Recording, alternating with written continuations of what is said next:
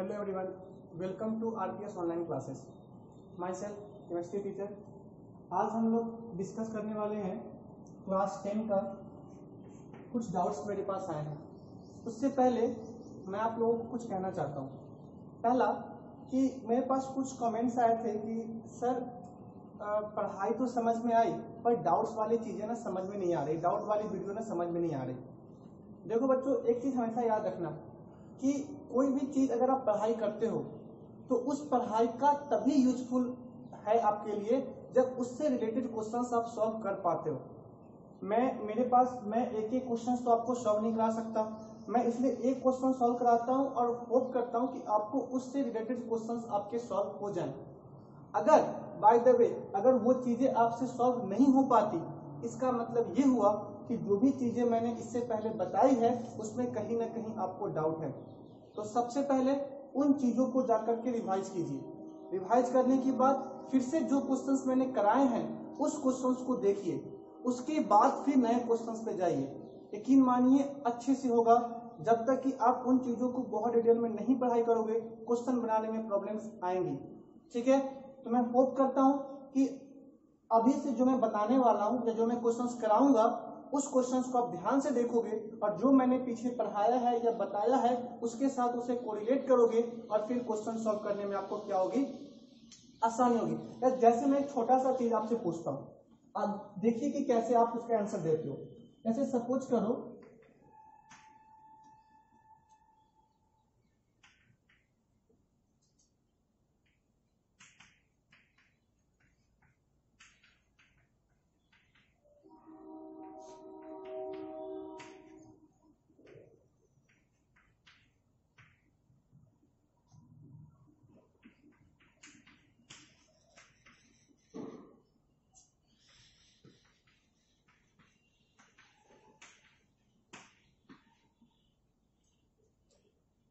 Suppose करो हमारे पास ये चार हमारे पास केमिकल रिएक्शंस हैं। ठीक है, अब अगर सपोज कीजिए जिन्होंने ये चैप्टर को पहले नहीं पढ़ा, जब मैंने पढ़ाया तभी उसने पढ़ाई शुरू की। अब मैं उन लोगों से एक छोटा सा क्वेश्चन पूछता हूं, आप मुझे बताओ कि इसमें से कौन टाइप का रिएक्शन है। मतलब अगर मैं पहला पूछूं कि ये किस टाइप का रिएक्शन है, मैंने आप लोगों को कितने रिएक्शंस पढ़ाए हैं, total 5 combination, displacement, double displacement, decomposition और रेडॉक्स, और डबल डिस्प्लेसमेंट में प्रेसिपिटेशन को मैंने साथ में डील किया था। ठीक है, अब मैं आपसे पूछूं कि ये चार को देख करके आप मुझे बताइए कि ये किस टाइप का रिएक्शन है। तो मैं आपको 2-3 चीजें बताता हूं, आप उसे अगर ध्यान रखोगे तो आप किसी भी टाइप के क्वेश्चंस को खास करके ये बताने वाला कि कौन सा टाइप का रिएक्शन ये है, आपको बताने में दिक्कत नहीं होगी। तो पहला चीज हमेशा ध्यान रखिएगा कि अगर आपके रिएक्टेंट साइड में रिएक्टेंट कहने का मतलब कि एरो के लेफ्ट हैंड साइड, ठीक है, कि अगर रिएक्टेंट साइड में अगर एक से ज्यादा सब्सटेंस है, एक से ज्यादा मैटर है, तो और प्रोडक्ट साइड में मतलब राइट हैंड साइड में अगर सिर्फ सिंगल सब्सटेंस है, फिर से मैं कह रहा हूं कि 2 और मोर सब्सटेंस,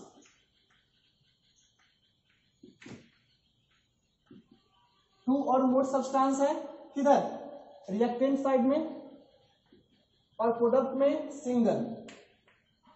यह ध्यान रखोगे कि अगर 2 और मोर सब्सटेंस है रिएक्टेंट साइड में और प्रोडक्ट साइड में सिंगल कंपाउंड है तो उसे हम कहेंगे कॉम्बिनेशन रिएक्शन।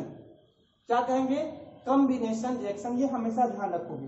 ठीक है, इसके बाद दूसरा आता है कि तो इस चारों में से अगर मैं पूछूं कि कहां पे सिंगल प्रोडक्ट है तो यहां है और कहीं नहीं, तो इसे हम क्या कहेंगे, कॉम्बिनेशन रिएक्शन।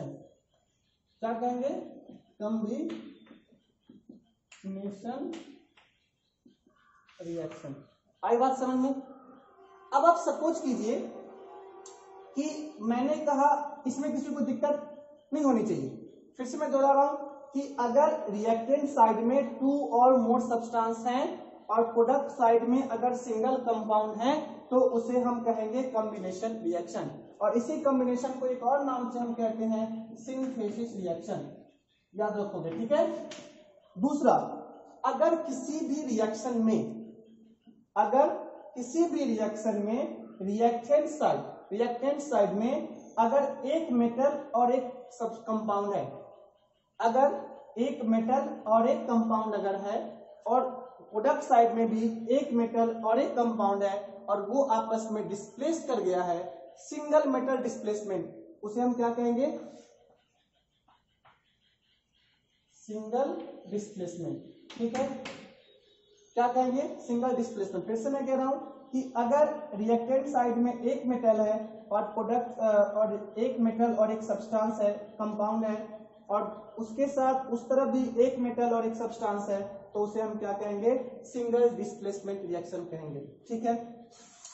अगर रिएक्टेंट साइड में एक कंपाउंड है और प्रोडक्ट साइड में 2 या 2 से ज्यादा कंपाउंड है, अगर रिएक्टेंट साइड में एक कंपाउंड है और प्रोडक्ट साइड में 2 या 2 से मोर अगर कंपाउंड है तो उसे हम क्या कहेंगे, डीकंपोजिशन रिएक्शन। आप लोगों को पता है डीकंपोज मतलब क्या होता है, ब्रेक डाउन, डिकम्पोज हो जाना, टूट जाना। तो डिकम्पोजिशन रिएक्शन ये होता है इसमें कि हम एक कंपाउंड लेते हैं और वो 2 या फिर 2 से ज्यादा क्या बनता है, प्रोडक्ट देता है, तो उसे हम क्या कहेंगे, डिकम्पोजिशन रिएक्शन कहेंगे। अब आप मुझे एक बात बताइए, कॉम्बिनेशन रिएक्शन और डिकम्पोजिशन रिएक्शन एक दूसरे की क्या है, रिवर्स है। तो कभी कभी क्वेश्चन पूछता है कि explain by giving chemical reaction that combination reaction is reverse of decomposition reaction. तो आप क्या करोगे, कॉम्बिनेशन रिएक्शन का डिफिनेशन लिखोगे, डिकम्पोजिशन रिएक्शन का डिफिनेशन दोगे, दोनों का केमिकल रिएक्शन लिखोगे और बताओगे कि ये और ये आपस में क्या है, सेम है, मतलब सॉरी ये दोनों आपस में क्या है, एक दूसरे के रिवर्स है। आई बात समझ में? चलिए, तो याद रखिएगा कॉम्बिनेशन रिएक्शन में रिएक्टेंट साइड में रहते हैं 2 या 2 से ज्यादा सब्सटेंस और डिकम्पोजिशन रिएक्शन में प्रोडक्ट साइड में रखते हैं, इसीलिए दोनों आपस में क्या होते हैं, एक दूसरे के रिवर्स होते हैं, ठीक है। इसमें क्या डिस्प्लेसमेंट में क्या होगा कि जहां पे भी एक मेटल दूसरे मेटल को डिस्प्लेस करके एक फिर से सब्सटेंस और एक मेटल अगर बनाएगा तो उसे हम क्या कहेंगे, सिंगल डिस्प्लेसमेंट कहेंगे। इसमें एक चीज और आता है कि अगर यहाँ पे हाइड्रोजन एसिड के साथ कराते हैं तो हाइड्रोजन गैस रिलीज हो जाता, तो उस केस में क्या नहीं होगा, बिल्कुल होगा, वहां पे इवोल्यूशन ऑफ गैस की तरफ हम क्या करेंगे, उसे ट्रीट करेंगे, ठीक है। पर यहाँ पे अगर आप देखो तो यहाँ भी क्या होता है, मेटल क्या करता है, हाइड्रोजन को डिस्प्लेस ही करता है ना। अब हाइड्रोजन गैस है तो इसके लिए वहां पे हम H2 लिखते हैं, अगर मेटल होता है तो सिंगल मोनो एटॉमिक लिखते हैं। आई बात समझ में? चलिए, चौथा नंबर है AB plus CD, AD plus CD। ये क्या है, अगर आपको किसी भी रिएक्शन में अगर आपको रिएक्टेंट साइड में भी 2 सब्सटेंस या 2 कंपाउंड दिखे और प्रोडक्ट साइड में भी 2 सब्सटेंस दिखे या 2 कंपाउंड दिखे, उसमें से एक कंपाउंड अगर इनसॉल्युबल होगा तो उसे हम कहेंगे डिकम्पोजिशन रिएक्शन या फिर प्रिसिपिटेशन रिएक्शन। आई बात समझ में? फिर से मैं कह रहा हूं कि अगर रिएक्टेंट साइड में भी 2 सब्सटेंस या 2 कंपाउंड रहे, प्रोडक्ट साइड में भी 2 कंपाउंड या 2 सब्सटेंस रहे, उसमें से एक कंपाउंड या एक सब्सटेंस क्या होगा, इनसॉल्युबल होगा, तो उसे हम क्या कहेंगे, मतलब प्रिसिपिटेशन रिएक्शन या फिर डबल डिस्प्लेसमेंट रिएक्शन। और जो सब्सटेंस सॉलिड होगा, जो सॉल्युबल नहीं होगा, उसे हम कहेंगे प्रिसिपिटेट। क्या कहेंगे, प्रिसिपिटेट। आई बात समझ में? तो ये हो गया टाइप्स ऑफ रिएक्शन का एक छोटा सा झलक। अब आप मुझे बताओ कि इन चारों में क्या कुछ भी ऐसा है जो आपको समझ में नहीं आ रहा हो।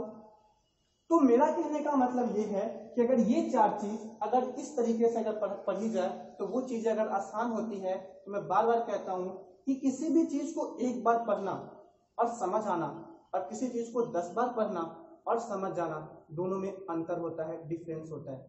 इसलिए कभी भी किसी भी चीज को अगर पढ़ाई करते हैं तो उस चीज को एक से कम 2-3 बार आप क्या करते हैं, पढ़ाई कीजिए। मैं आपको छोटा सा एग्जांपल देता हूं। सपोज कीजिए कि आपने हफ्ते के फर्स्ट डे किसी चीज को पढ़ा, वो आपके दिमाग में 20 से 30% रहेगा। दूसरे दिन पढ़ोगे 40%, तीसरे दिन पढ़ोगे 60%, चौथे दिन पढ़ोगे 80%, और अगर 7th डे पढ़ोगे तब जाके वो 100% होगा। अगर आप किसी चीज को फर्स्ट डे पढ़ते हो ना तो वो आपका 100% हो जाएगा, आपको वो 100% याद रहेगा। लेकिन जैसे जैसे आप उसे पढ़ना छोड़ दोगे ये 100% फाइनली कम टू 0%। ये एक हमारी लर्निंग की एक बहुत बड़ी क्या करके स्ट्रेटेजी होती है। कभी भी कोई भी इंसान पढ़ाई करता है तो उसे कहा जाता है किसी चीज को आप रिवाइज करो, जितनी बार रिवाइज करोगे वो चीज आपको उतनी ज्यादा अच्छे से क्या होगी, क्लियर होगी। तो आज मैं ज्यादा कुछ पढ़ाया नहीं, आज मैं सिर्फ आप लोग को ये बताया कि कैसे आपके अंदर जो नॉलेज है उसे आप और ज्यादा एडवांस कर सकते हो, और ज्यादा उसे मतलब एलोबरेट कर सकते हो। तो किसी भी चीज को पढ़ाई करते हो तो ये मत सोचो कि तुम्हें आता है, इसे पढ़ने की जरूरत नहीं, हमें नहीं आता, हमें कुछ नहीं आता, मुझे फिर से पढ़ाई करनी है, फिर से उसे जानना है, फिर से हमें उसे क्या करना है, सीखना है। ठीक है, तो मैंने आज सिर्फ ये बताया, ठीक है, कि टाइप्स ऑफ रिएक्शंस कैसे हम बताएंगे, कैसे हम ध्यान रखेंगे, कैसे कॉम्बिनेशन रिएक्शन और डिकम्पोजिशन रिएक्शन में रिवर्स होता है, इस चीज को आप याद रखोगे। मेरे पास 2-3 क्वेश्चंस आए हैं, मैं उसे डील करता हूं, फिर हम आज का सेशन यहीं पे फिनिश करेंगे। ठीक है, हमारा ये क्वेश्चन था कि पहला क्वेश्चन था कि केमिकली हमें ये एक्सप्लेन करना है कि silver Ag is less reactive than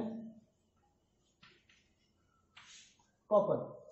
आप कैसे शो करोगे कि सिल्वर जो है वो लेस रिएक्टिव है कॉपर के? ठीक है, तो इसके लिए आप क्या करोगे, केमिकली शो करना है, केमिकल रिएक्शन से शो करना है। तो इस देखो डिस्प्लेसमेंट रिएक्शन को अगर आपको अच्छे से करना है ना तो इसके लिए आपको केमिकल रिएक्टिविटी सीरीज अच्छे से याद होनी चाहिए। केमिकल रिएक्टिविटी सीरीज एकदम अच्छे से याद होनी चाहिए। ये चीज क्लास 1 में भी पढ़ाया गया है और यहाँ पे भी आपको मिलेगा। एकदम अच्छे से आप इसे क्या करोगे, लर्न कर लोगे। तो आप देखोगे हाइड्रोजन के नीचे आता है कॉपर, उसके नीचे आता है गोल्ड या फिर सिल्वर। तो अब आप मुझे ये बताओ कि अगर कॉपर है और कॉपर के नीचे आया सिल्वर, तो कॉपर के नीचे अगर सिल्वर है तो मैंने कहा था कि डिस्प्लेसमेंट रिएक्शन में जो मेटल ऊपर के तरफ है वही मेटल नीचे की तरफ को, नीचे वाले मेटल को क्या करेगा, डिस्प्लेस करेगा। नीचे वाला मेटल ऊपर वाले मेटल को डिस्प्लेस नहीं करेगा। ठीक है, तो अगर हम कॉपर का हमें डिस्प्लेस कराना है, तो अगर हमें कॉपर को डिस्प्लेस कराना है तो कॉपर का क्या लेंगे, हम सॉल्यूशन लेंगे। तो CuSO4 हमने क्या किया, वाटर में डिसॉल्व कर लिया, इसका रिएक्शन हम Ag के साथ कराया। अगर हमने जैसे ही इस दोनों का रिएक्शन कराया, आफ्टर लॉन्ग टाइम हमें कोई भी रिएक्शन में चेंज नहीं मिला। किस बेसिस पे हम कहेंगे कि रिएक्शन में चेंज नहीं मिला? By the characteristics of chemical reaction, evolution of gas, formation of precipitate, change in temperature, change in colour, change in state, change in temperature, तो मैंने कह दिया। तो वो सब चीज यहाँ पे कुछ भी नहीं हो रहा, मतलब ये केमिकल रिएक्शन नहीं हो रहा। इसका मतलब Ag is less reactive than copper sulphate. Okay, आप इस क्वेश्चन को इस तरीके से आप सॉल्व करोगे। एक क्वेश्चन था कि जब हम जिंक को कॉपर सल्फेट रिएक्शन में रखेंगे तब क्या होगा। इसी यहीं पे रखे लिखते हैं कि अगर ये क्वेश्चन ऐसा होता, zinc is more reactive than copper, तो आपको पता है कि जिंक क्या है, सॉलिड है, और ये कॉपर सल्फेट के साथ रिएक्शन करेगा। ठीक है, और ये क्या बन जाएगा, ZnSO4 प्लस C। यहाँ पे अगर आप देखोगे तो क्या होगा कि जिंक जो है उसने क्या किया, कॉपर को डिस्प्लेस कर दिया ना। कॉपर सल्फेट का कलर कैसा होता है, ब्लू, और इसका आप देखोगे ब्लू से इसका कलर क्या हो गया, चेंज हो गया, कलरलेस हो गया। तो ये क्यों हुआ है, because copper displaces to form, copper sulphate displaces from zinc to form copper. आई बात समझ में? और एक चीज और याद रखना, जो भी डिस्प्लेसमेंट रिएक्शन होते हैं वो एक तरह के सिंगल डिस्प्लेसमेंट रिएक्शन जो भी होते हैं वो एक तरह के क्या होते हैं, एक तरह के आपके रेडॉक्स रिएक्शन होते हैं। क्या होते हैं? रेडॉक्स रिएक्शन, याद रखोगे, ठीक है। इसमें दिक्कत है, कैसे होते हैं ये देख लो। जिंक प्लस कॉपर, अब यहाँ पे देखो कॉपर की वैलेंसी 2 प्लस, सल्फेट की वैलेंसी 2 माइनस, ठीक है। एरो जगन की वैलेंसी 2 प्लस, सल्फेट की वैलेंसी 2 माइनस, और प्लस क्या लेंगे? कॉपर लेंगे। अब आप इस चीज को ध्यान से देखो तो आपको क्या लग रहा, जिंक जो है वो कॉपर 2 प्लस और SO4 2 माइनस है, तो देखो SO4 2 माइनस यहाँ भी है, SO4 2 माइनस यहाँ भी है। इसका मतलब कि यहाँ पे कोई भी लॉस या फिर गेन नहीं हुआ है, ठीक है। तो अगर लॉस या गेन नहीं होगा तो इससे हमें कोई मतलब नहीं है, हमें किससे मतलब है? जिस इलेक्ट्रॉन का लॉस या फिर गेन होगा तभी तो हम कहेंगे कि रिडॉक्स हुआ है। तो जिंक है, जिंक यहाँ पे प्लस 0 है, यहाँ पे जिंक 2 प्लस हो गया, और यहाँ पे कॉपर 2 प्लस है, यहाँ पे कॉपर 0 हो गया। तो एक में लॉस ऑफ इलेक्ट्रॉन, इसमें गेन ऑफ इलेक्ट्रॉन, तो हम कहेंगे रिडॉक्स हुआ है, ठीक है। एक क्वेश्चन और है हमारे पास, उसके बाद हम इस वीडियो को खत्म करेंगे। वो क्वेश्चन हमारा ये है कि क्या जो कॉम्बिनेशन रिएक्शन है वो रिडॉक्स है?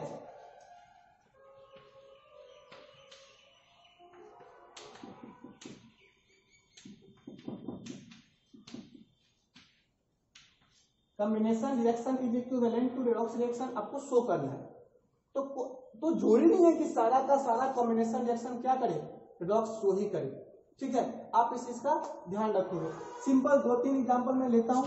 जैसे सपोज करो H2 plus O2 give H2O, या फिर C plus O2 will give CO2, ठीक है। अगर सपोज कीजिए ये है हमारे पास, तो यहाँ पे H का 0, यहाँ H प्लस 1, O का 0, यहाँ O माइनस 2। तो इसको आपको एक्सप्लेन करना होगा by the basis of loss या फिर गेन ऑफ इलेक्ट्रॉन। तो देखो यहाँ पे हाइड्रोजन की वैलेंसी मैंने कहा था, जब कभी भी किसी का भी ऑक्सीडेशन स्टेट अगर हम निकालते हैं तो जो भी आइसोलेटेड एटम होता है उसका ऑक्सीडेशन स्टेट क्या होता है? 0 होता है, और जो कंपाउंड होता है उसका ऑक्सीडेशन स्टेट उसके कंबाइनिंग कैपेसिटी पे डिपेंड करता है। मैंने कहा था, तो ये 0, ये भी 0, ये +1, ये -1, तो हाइड्रोजन ने क्या किया? अपना इलेक्ट्रॉन लूज किया ना, तो ऑक्सीजन ने क्या कर लिया? गेन कर लिया ना। उसी तरीके से कार्बन 0, ये भी 0, ये +4 और ये -2। तो देखो 0 से +4 और 0 से -2, +4 मतलब लॉस ऑफ इलेक्ट्रॉन, -2 मतलब गेन ऑफ इलेक्ट्रॉन, तो हम क्या कहेंगे? रिडॉक्स कहेंगे। इस तरीके से आप एक्सप्लेन कर दोगे कि हाँ यस कॉम्बिनेशन रिएक्शन में भी redox reaction, this is this, okay. तो होप आपको, आज मैंने ज्यादा डिटेल मैंने पेड का वीडियो शुरू करना था पर मैंने नहीं किया, क्योंकि मैं चाहता हूं कि पहले इस चैप्टर्स को आप इतने अच्छे से पढ़ाई कर लो कि इस चैप्टर से रिलेटेड कोई भी क्वेश्चंस किसी भी तरह के आपके मन में आए तो आप उसे सॉल्व कर सको, उसके बाद ही हम प्रैक्टिकल पे जाएंगे।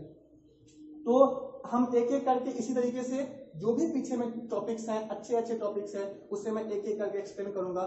फिर आप मुझे बताना कि क्या अभी भी कोई प्रॉब्लम्स आ रही है, ठीक है।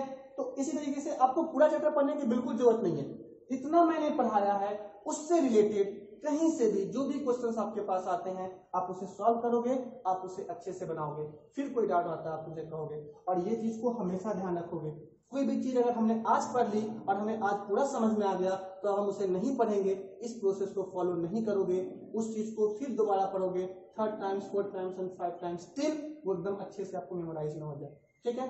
होप आपको ये बात आपको समझ में आई होगी। अच्छे से पढ़ाई करिए, अच्छे से ध्यान रखिए। Thank you.